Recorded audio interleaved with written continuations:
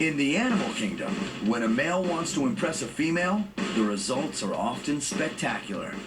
When an obsessed fan tried to impress Jodie Foster, the tragic result was Act of Love Gone Wrong #4, committed by John Hinckley.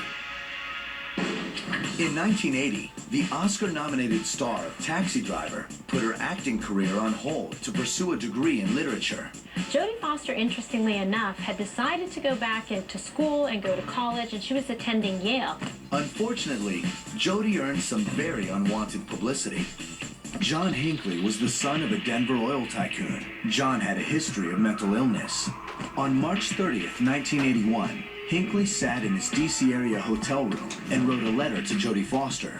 It wasn't the first. John Hinckley had been following Jodie Foster for about 7 months while she was at Yale University. He wrote her love letters. Of course, she just ignored them. She didn't respond. In the letter, John professed his devotion to Jodie. He burned to demonstrate how much. Hinckley seemed to have spent most of his life pretty sane but troubled, and then suddenly something happened. If only he could be with her, he would abandon all of his thoughts and intentions towards President Reagan and leave him alone. Well, we all know that didn't happen. Hinckley left the letter in his hotel room and picked up his .22 caliber handgun loaded with exploding bullets known as Devastators.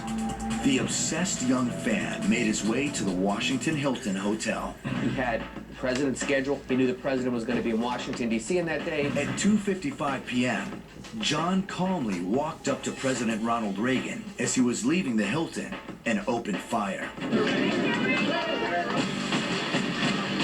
Hinckley managed to squeeze off 6 shots in the 3 seconds before he was wrestled to the ground by the Secret Service. 4 people were shot, including Reagan, Brady, the Secret Service guy, and a D.C. cop.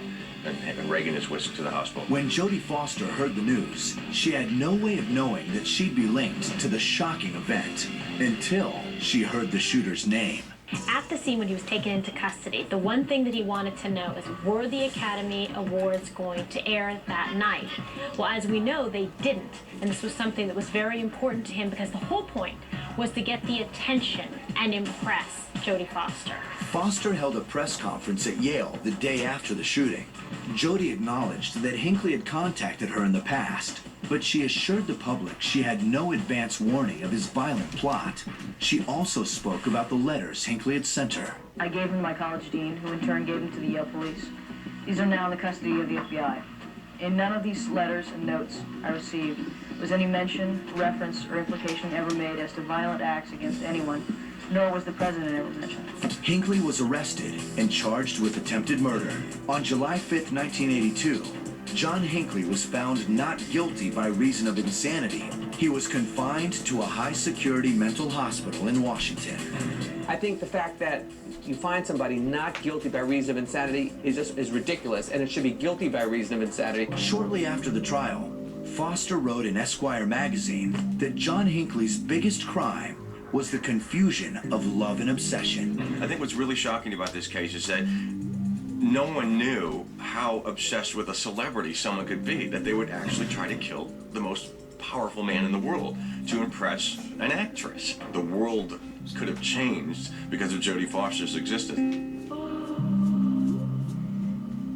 Coming up, a possessive boyfriend takes his ex's life, and a punk rock prince and princess meet a wicked ending.